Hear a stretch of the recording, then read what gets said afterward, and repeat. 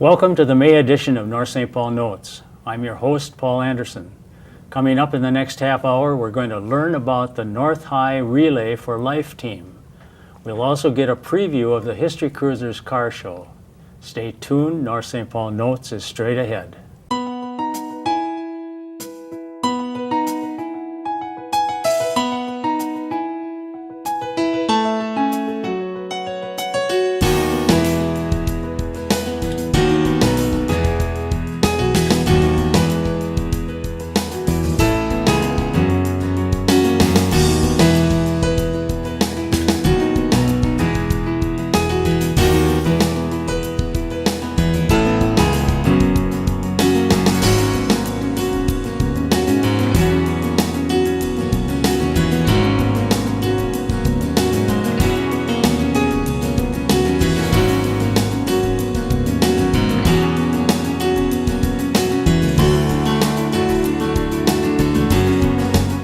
Hello and welcome to the May edition of North St. Paul Notes. We hope this show will keep you up to date on the news and events that are of interest to the residents of North St. Paul. On Friday, May 29th, a Relay for Life event will be held at North High School. With me today to tell us more are the student chairs of the event, seniors Lori Erlinson and Kayla Russ, as well as Brianne Foster from the American Cancer Society. Welcome, ladies. Thank you. Thank you.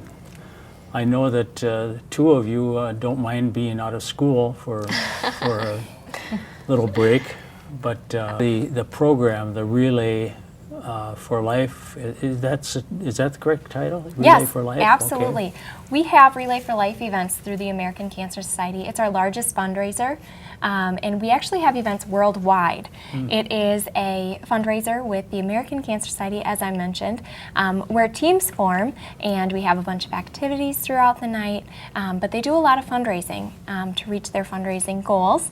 And then the event is really a nice opportunity for them to kind of celebrate with survivors, caregivers, and family and friends. Okay. I wanted to ask Lori and Kayla, first of all, Lori, how long have you been involved with this? This year is actually my fourth year being involved with Okay. Relay for Life. My first 2 years I was just a participant, and then last year I joined the committee, and then this year I'm one of the co-chairs of the committee. Okay. So. Kayla, how about you? I've been a member or like an active participant for 3 years. My first year I was just a participant on a team. My second year I was a part of the planning committee and I was a team captain, and this year I'm part of the planning committee, a team captain, and a senior chair. Okay. How many are on the committee? About 10 to 15. Yeah. Okay. Now this starts planning. You start planning for this earlier, of course. Yeah, So right at the beginning of the at year, the yeah. Beginning of the school year, okay. So early fall, we have our first meeting I think in October, I believe. Okay. We have an interest meeting to see who wants to be on a committee, and then we Sure. figure out which position each person has. I see. So you don't have any problem getting participants or members of the committee? Is it- Not normally. Okay, okay. So, and has this been a good experience? I'm assuming that it's been good Oh, for for you. sure. Yeah. Otherwise, you wouldn't continue, especially as chair people. Now, there is another co-chair person, right? Yes. And who is that? It's Taylor Becker. She's a fellow senior. She's been involved, I believe, all 4 years as well, and she has also been a team captain each year. Okay. And so but you mentioned she couldn't be here today. Yes, she's under the weather, so Okay, she's not well. here today. We don't want her here then. No. Right. Okay. And how long has this been going on at North High? Do It's you know? been going on for about 13 years. This year's our 13th year, and the past few years we've actually had our highest fundraising goals set, and we've accomplished them. Just 2 years ago, we reached 60,000, and that was, I think, 15,000 over our goal. You're talking about $60,000 Yes. raised. Yes, $60,000. Wow. Yes. And is that typical, or is that? You know, we have a wide variety of sizes of Relay for Life events, but for high school teams and a high school community committee to put that event on in that size and raise that amount of money is remarkable. Mm-hmm. It surely is. Yes. I didn't expect it to be that successful. Yes. So tell us, it's going on elsewhere too, not just this high school. So- Yes, absolutely. So as I mentioned a little bit before, Relay for Life is all around the world. Specifically, we have 3 different kinds of events. They're all Relay for Life events, but we hold community events, we hold high school events, and collegiate events. Okay. So this one would be an example of our high school event, which encourages the community to get involved, but mainly the high school students are putting on all the planning and execution of the event. Okay. Well, why don't you tell us a little bit about how this works, then, just to give people an idea of what happens at this event. Okay, at the actual event, it's 6 p.m. to 6 a.m., so we stay up all night, and community is invited to stay until 11 p.m., and that's when we Okay. lock the gates. And whoever isn't signed up on a team and hasn't raised their $100 goal cannot stay the night. But we have Okay. lots of events planned in the early evening. We have opening ceremonies, and we have lots of speakers, and our mayor is actually going to be there as a Okay. speaker this year, and he was there last year. Okay. We have survivor speakers, just a bunch of events. I don't know if you guys want to jump in on that. Yes, absolutely.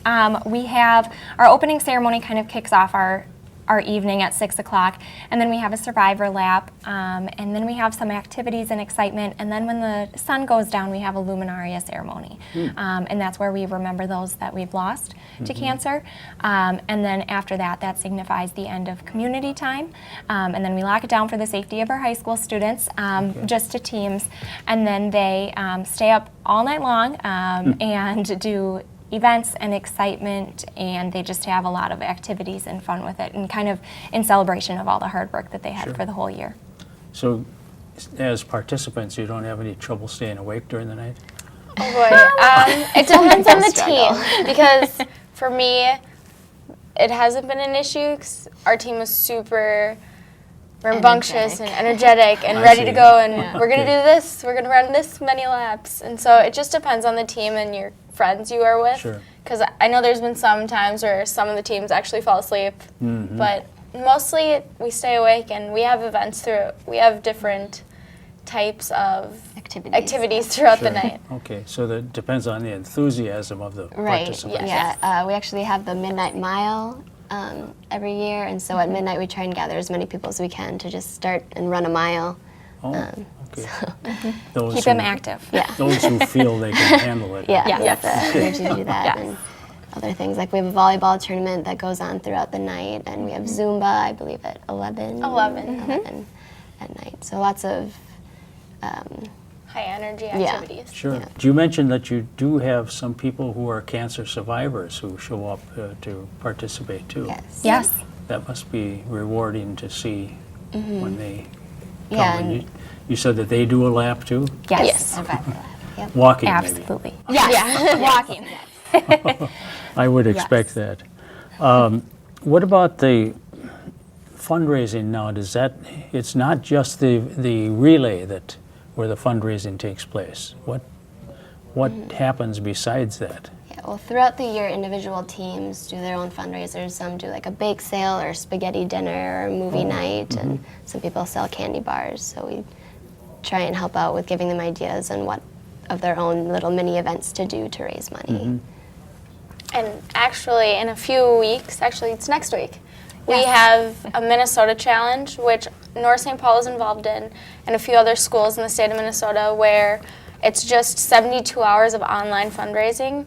So the only way that you can win this challenge is by just emails, social media, and just sending and getting the word about fundraising for Relay for Life out.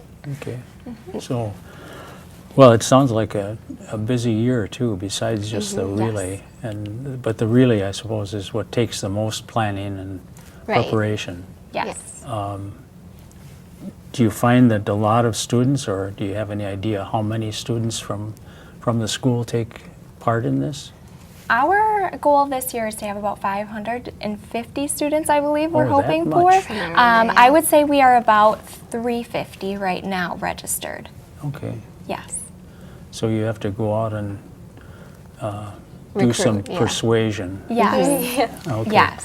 that's understandable too. Not everyone jumps out at these opportunities. Right. They don't realize what an opportunity it is, maybe. So, Absolutely. yeah, it takes some convincing sometimes. And you did mention that the community is invited too. And what Yes. kind of participation do you have from community members? Absolutely. So our event from 6 p.m. to 11 p.m. is open to anybody and everybody who is interested in coming. That's when our larger ceremonies are held. So our opening ceremony, our Survivor Lap, and then our Luminaria ceremony. So we welcome the community to come, have some food at Relay, visit some of the campsites and the students, walk, participate in the Survivor Lap, and then we actually close down that time at about 11. But anybody's welcome. Bring your kids, your families to participate in any of the opening ceremonies and activities. Okay, of the community members who show up, do they usually have some kind of relationship to a cancer situation, or what do you find? Yes. Well, and actually we find that, unfortunately, most people do somehow have a connection to cancer. True, that's right. Yes. And so I would say, the relationship is there with the North High School students, inviting their friends and family, coworkers to come out. So there's a connection to the students who are relaying, but also many of them do have a cancer connection. Okay. And how about you two girls? Do you have any relatives or friends that have experienced problems with cancer?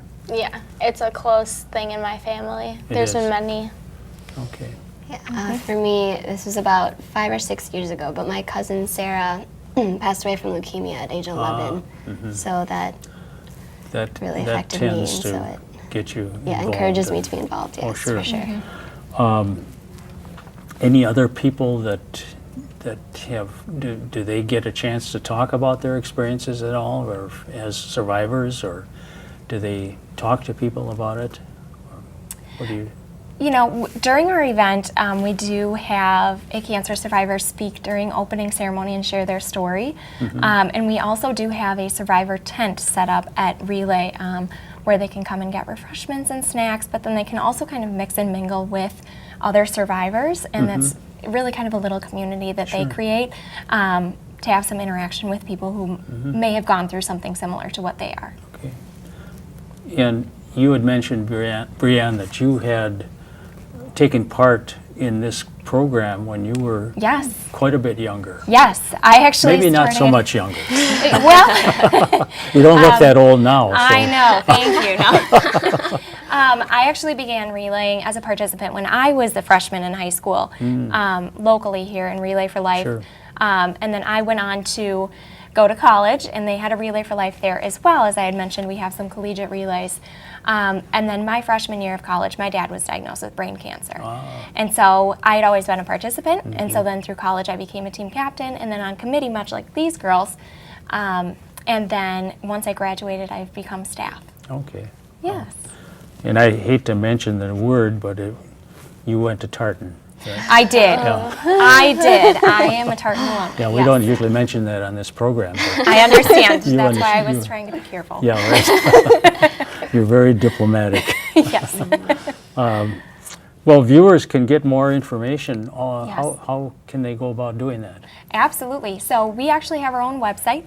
It's www.relayforlife.org/NorthHSMN. I know Okay. that that's fairly long, Say but it- at Relay say it for Life, again. sure, at www.relayforlife.org/NorthHSMN. Okay. Yes, and that is where somebody can get information. My contact information is there. You can donate, and you can register to walk the Survivor Lap, so we can have a Survivor T-shirt for you.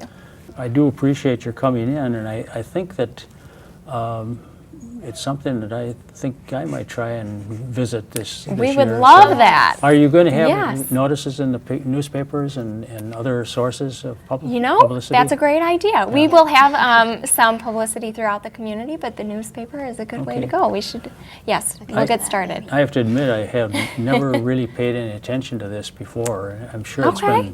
been, it must have passed my sight, Sure. but I just didn't pay attention, I suppose. So. Sure. But anyway, appreciate your coming in, and I guess we'll hear more about it. Sounds So, good. Yeah, Thanks for having us. you bet. We've been talking to Lori Erlinson and Kayla Russ, two students from North High, and also Brianne Foster from the American Cancer Society. It's time now for a short break. When we come back, we'll get a preview of the History Cruisers car show in North St. Paul. Hola, Grover, what are you doing? Oh, I am making my emergency kit. I want to be prepared just in case. Oh, my friend Mia made a kit with her family. Everyone help! They packed flashlights and batteries, water, food, a radio, and put it where they could find it rapidamente, quickly. I guess I should take my canoe out of there, huh? Look, Grover. Help your family get ready for an emergency. Learn more at ready.gov/sesame. Welcome back to North St. Paul Notes. I'm now joined by Paul Williston to talk about the History Cruisers car show. Welcome, Paul. It's good to have you on stage with me. And, Thanks for having me. Yeah, well, I know that you were always hoping that you could be on this program with me. Lifelong dream. Yeah, I'm right. Sure. I'm sure, yeah. I'm sure of it. Now, you've been active with the car show for quite a while. How long? About 10 years. 10 years, Yeah. okay.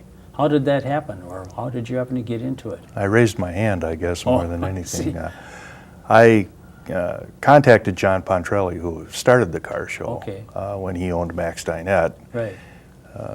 and I asked him if he needed any volunteers, and he said, sure. Yeah. And so that's how it kind of all started. Okay.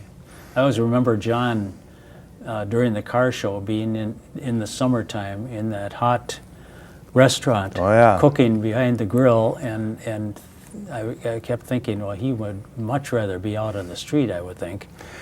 Well, yeah, you would think so, but that was a huge thing, back then for him to do that. I know. And- It's really unbelievable that he could have started this whole thing. And is that how it really started? That John had the idea, or Yeah, his idea was to have a car show out in front, and so just he in could- front of his business? Well, yeah, kind of that first half a block. It basically Sure. ran half from Margaret Street down to about the post office Yeah, right. originally, and of course the idea was to try and bring some life or vitality into downtown on a Friday night. Sure. And it's subsequently grown to what it is now. It grew. For yeah, sure. a little bit. So how many, you are a volunteer, and I know that I can always find you because you're down at First and 7th Avenue on the west end of the business district. And do you have a title? Well, I don't know. I guess I'm a board member. Okay. It would be there's a group of us that handle most of the business end of the car show. Bruce and Sandy Fabio take care of Right. food vendors and the website, and they do numerous things Right. for us. John Pontrelli, of course, is still on the board, and myself, and John's brother Tony. Right. And there's about 6 of us that, I don't know, I guess we just call ourselves board members. Okay. We don't have, presidents or vice presidents or anything like that. I always thought of you as the gatekeeper because you're right at the entrance where the cars come into the show, and you decide whether or not they're going to go into the main street. Well, I'm not the only one that does that, but yeah, I've been accused of being the gatekeeper. Yeah, right. Well, I'm sure it's an important job, but it takes you out of the main action area. Well, there's kind of action from one end of the street to Sure. the other. The middle of town is usually the busiest, Right. but there's things going on all over the place. Well, I know the attendance at this function is amazing. Do you know how many people actually come to the car show? Well, we can only estimate, Right. but there have been nights down there that just by maybe flip a coin, I don't know, however you want to put it, but we know that there's nights down there we've had 10,000 people. 10,000. Yeah, and probably a lot more than that. Sure. We've had nights where we've had 1,500 cars down there. 1,500? Yeah, Wow. that's a little easier because we used to send people out to count them, Okay. you know, but That's easier than counting the people. yeah, people are pretty tough, but on an average, I'd say we average out to, you know, probably 5,000 a night for the course of the whole year, Sure. which is, it's still a good-sized That crowd. really is, that's for sure. Do you know, is space a problem? I mean, with that many people attending and with that number of cars, how does that work? Well, we do try to condense it as best we can. We also have to try to keep the neighbors happy because Sure. some of them don't care too much if there's a car show in town or not. Right. But And they feel perhaps that it's impeding their movement, I suppose. sometimes, yeah, and you know, the thing is that it's an open, free type show, so we have no idea how many people are going to show up or how many cars are going to show up. Yeah, we go through some steps to talk to the neighborhood. We have an open meeting for them, and any particular problem at all, we will take care of as best we can. Sure. You know, we've had a few instances where somebody parked and got their driveway blocked. You know, Oh, sure. which, you know, we just notify the police and tell them, you know, they can't do that. Yeah, So. right. Well, those are things that I guess you just run into, and it's nobody's fault really, other than the person who did that. Right. It's kind of the nature of the beast. You can't know. watch every neighborhood all the time, so Yeah. that's another problem. How about businesses? How did the business folks accept the car show? Well, it's pretty much a positive response. We've had a few rough spots here and there with certain people at times just because maybe they didn't understand it, or parking issues again. With some of the early birds that come in and block up, you know, their parking spots. Yeah. But for the most part, it's well received by the business community. It does cause, I suppose, a few inconveniences, but our feeling is that, you know, the pluses outweigh the minuses.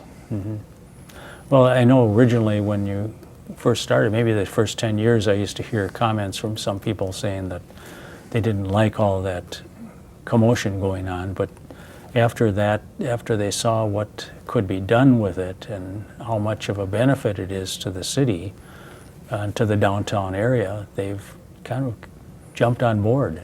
Now we're supporting it and actually participating. Oh yeah, and you know, like I say, we've got a couple of new businesses coming into town this spring, and we try to be proactive and contact them and let them know who we are and what's going on. Right. Most of them usually, you know, people we contact, oh yeah, we know who you are, we've heard of you before, but Right. just to try and help them out any way we can. Sure. We only have a few minutes left, but what else happens during the car show besides the cars that most people come to look at perhaps, but what other activities are going on at the same time? Well, we have a number of them. Where the second week we will have our annual blood drive. It's through the Red Cross. That'll run from 3 until 8, so it actually starts before the show does, but for somebody that would just like to come down and give blood early, and there's quite a bit of activity that goes on. We Right. try as best we can to do something different or unique every week. Okay. When does the show start, or what's the first Our date? first night is June the 5th. June 5th. we okay. run- That's a Friday night. That's a Friday night. The show starts at 6, it runs till 10.